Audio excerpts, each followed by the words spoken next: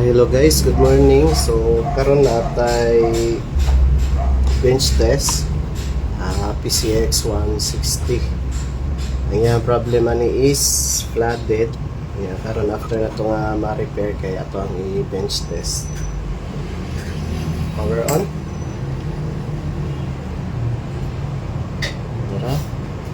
Power on na siya, tapos karon kay atong i-test ang iyang RPM.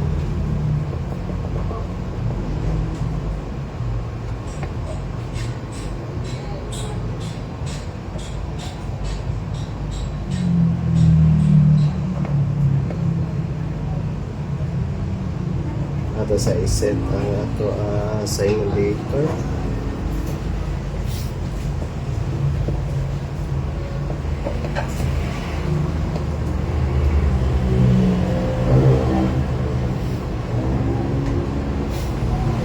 Siya 44 ato sa 0.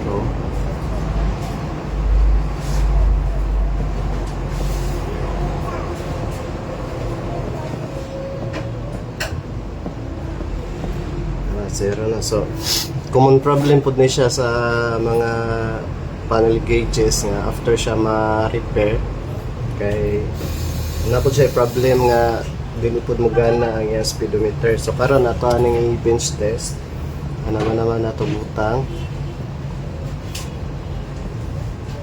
21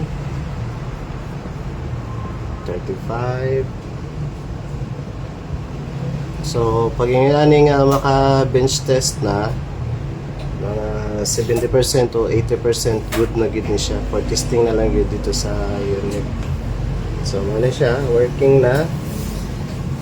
133 160.